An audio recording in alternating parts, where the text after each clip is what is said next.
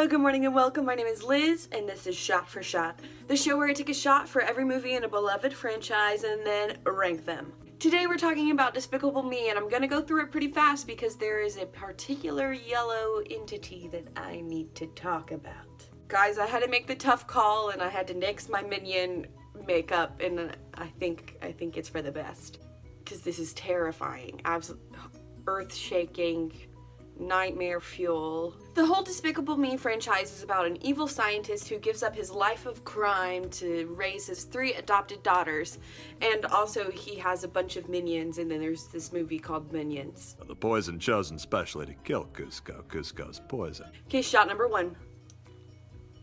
In 4th place is Despicable Me 3. It's fairly inoffensive, it's just kind of boring in relation to the rest of the series. Gru has a twin named Drew, and then that's it. That's all I can remember. So shot number 2.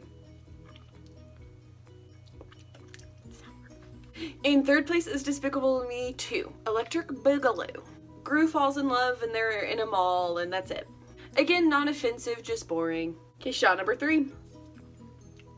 2-month fall. In 2nd place is the Minions movie. It's a little surprising, I know, but it's a fresh story with new characters in 1968, and it tells us about where the Minions came from. Where do they go? Where do they come from? Cotton Eye Joe. The Minions, I'm giving my opinions. Is that a record deal? Is someone offering me a record deal? I've had nothing to eat, and this is my 4th shot in 15 minutes, so. Shot number 4.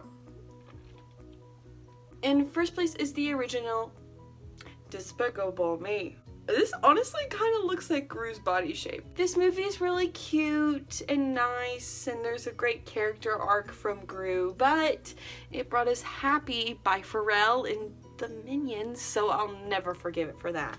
It's interesting, even though he's a villain, he's still like a good guy. The main focus of this video is the Minions and all of the questions I have about them. There's a lot.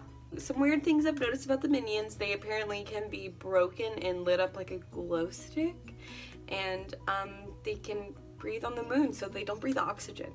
The Minions movie shows them evolving from a molecular level, but it's the individuals. They don't survive to reproduce.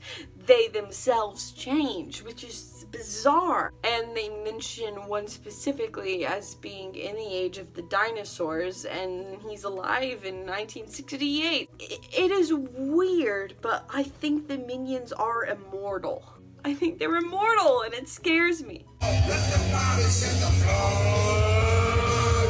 So do they procreate because they have the intelligence of children?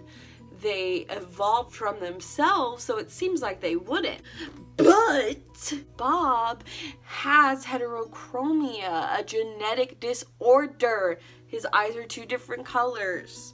And they show romantic interest with the implication of procreation, because they do a kissy kiss.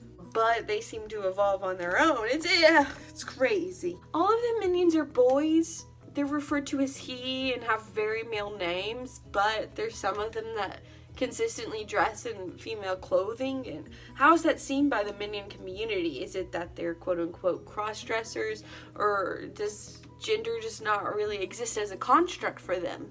They get embarrassed when they're naked, and some of them cover their breast area when it's exposed. So they have sexual organs, otherwise why are they embarrassed when they're naked? In Despicable Me 2, they sing YMCA and they're dressed up as the Village People, so are all of the Minions gay?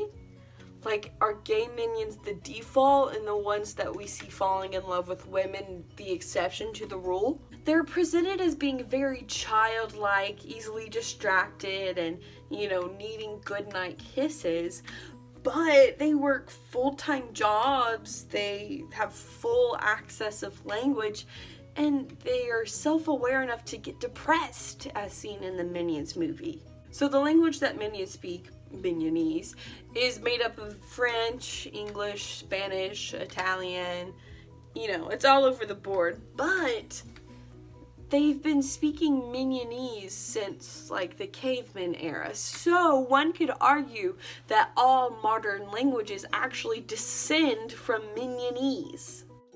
Open up the safe, bitches got a lot to say. The minions are confusing because they work for Gru, but they act like they're his children, and they ask for kisses goodnight, and he kisses their boo-boos, and he provides them housing. But it's implied that they work a 9 to 5 because they're off on weekends. Tommy, hang in there, baby. It's almost Friday. There are minion bosses, so is there a minion union? But also, no one paid the minions before they started working with Gru. They found Gru when he was like 12 years old, so when did he start paying them? And why do minions need money? The only thing they're shown buying is ice cream. They have provided housing, they sleep in Gru's basement. I'm pretty sure he makes their overalls. So what do they spend money on? Okay, but does ice cream get them drunk because these minions are singing like an Irish drinking song while eating ice cream, and this little guy looks like he's drunk? Call me on my cell phone, late night when you need my love. I just want to say to you watching, if you can't love me at my purple minion, you don't deserve me at my yellow minion. So how are there economic classes between the minions? Because they should all be getting paid fairly equally, but there are the bosses, and there's a first class on the escape hot air balloon that they take to get out of prison. How much money do you have to make to be a first class minion? Also, they're called a tribe multiple times, so I think that they would subscribe more to communism rather than a capitalist society that separates them into classes. So in Despicable Me 3, this minion named Mel has taken over. So where did Kevin, Bob, and Stuart go? Huh?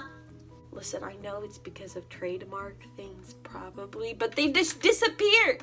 In the shorts, minions celebrate Christmas, but they were alive when Jesus was. So do they just subscribe to the commercial Christmas, rather than the religious Christmas? Are minions religious? Because what is religion without the threat of mortality? And what is the minions' incentive for morality? So the minions, the object of so many Facebook memes, are actually shrouded in mystery. What are their motivations? What drives them? Are they intelligent? Do they reproduce? I don't know, man. I don't get the minions. I don't know, man. They're weird little guys. Anyways, thank you so much for watching Shot for Shot. If you disagree with any of my rankings or have questions about the minions, let me know in the comments and tell me what franchise I should rank next. As always, be sure to like and subscribe and stay tuned next week for a new video. Bye! Monkey.